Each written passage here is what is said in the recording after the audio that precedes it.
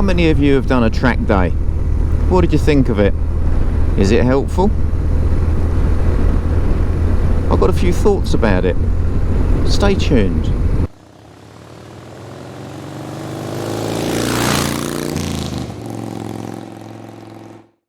Hello there and welcome. So recently I was out doing a bit of a enhanced rider scheme work with one of my students, and the weather was particularly atrocious. Still like to get out and enjoy a bit of training even when the weather's bad. It was the tail end of one of the named storms. I know we didn't get it as bad as a lot of people, but it was pretty breezy, it was pretty wet, and the road conditions were poor. There was a lot of debris on the road, but we still had a great time. Now at the debrief afterwards we were chatting about many things, as I do in my debriefs, and the question came up about track days. Now if you go on certain social media sites you'll see various training providers with lots of images of sporty motorcycles travelling what appears to be fairly fast on our roads, and they'll tell you, you know, they're going to do cutting edge training and they're really going to bring the best out of you and they're really going to give you all the skills that you need. And a lot of students I've met along the way have said that they were going to, or they have done a track day. And I know that some other training providers will bring a track day in as part of their courses. Are they beneficial? I have to say, yes, I think they are beneficial. Why are they beneficial? I think any training that means you're more at one with your motorcycle, that gives you confidence in cornering, and gives you confidence in leaning to a reasonable angle so that you can negotiate bends safely, any training that enables you to upskill on your braking skills that you couldn't possibly do on public roads, I'm all for it. I'm absolutely all for it. However, there's a bit of a negative aspect to track days.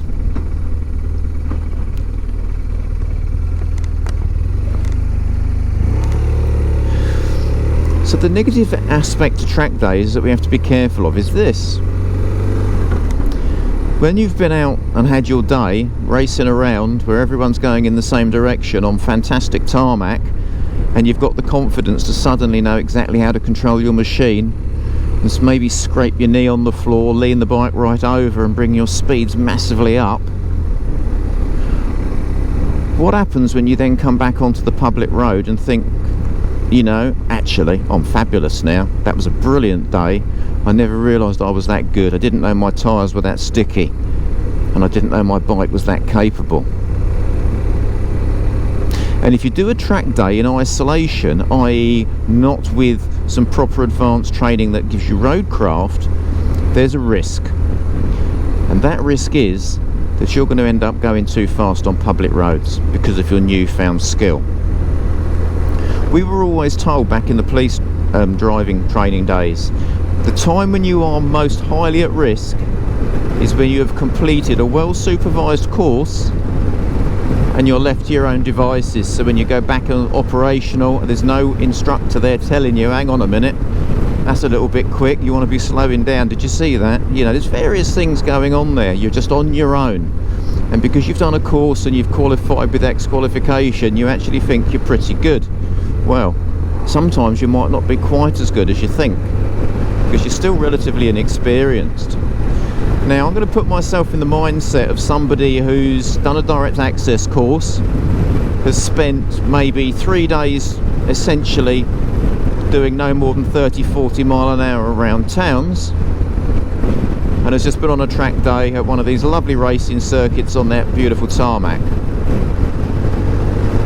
And if you can start pushing your bike around using those racing lines that they've taught you to use and using lots of extra speed, what happens when it goes wrong? What happens when your visibility, your vision, your observations are not as good as they should be on a public road? You're not seeing hazards like the entrance here that's around this blind corner that I'm aware of because of the trees and I can see the yard. What happens when you come scooting around there in the racing line, there's a lorry pulling out that you've not seen?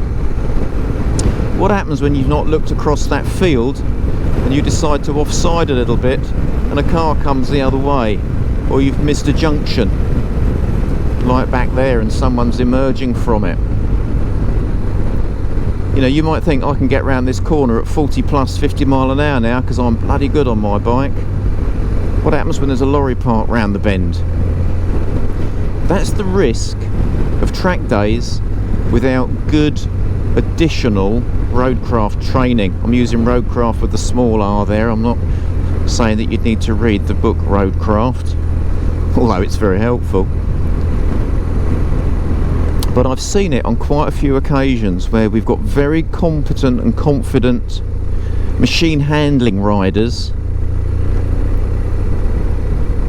but their assessment of the road, the identification of hazards, the use of speed, the positioning of roads is wrong. It's inadequate, it's not good, and it's putting you at risk.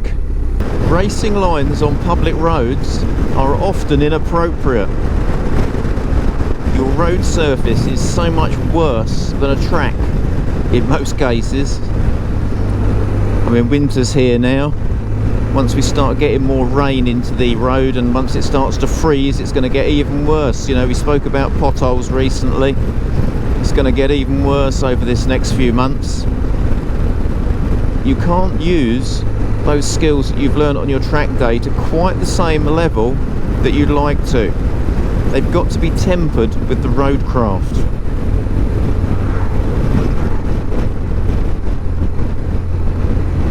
On several occasions I've been on a left-hand bend and I've noticed that the motorcycle coming towards me is using a racing line, and if I was right on that white line we'd probably have collided. I have heard of several collisions with motorcyclists in exactly that situation. You know, they've cut across on a blind bend and it's all gone horribly wrong. So if you're going to do a track day, enjoy it. You're going to get a lot from it. You're certainly going to be able to ride that bike and be a lot more in control of it.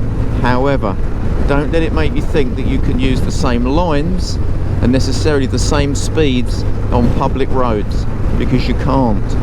And if you haven't had sufficient advanced post-test training to tell you where you can and can't be, because direct access will not give you that information in anywhere near the quantity you need it, then you know what to do. You need to go and speak to someone and look at a little bit more training in conjunction with your track day. So until next time, ride safe and take care.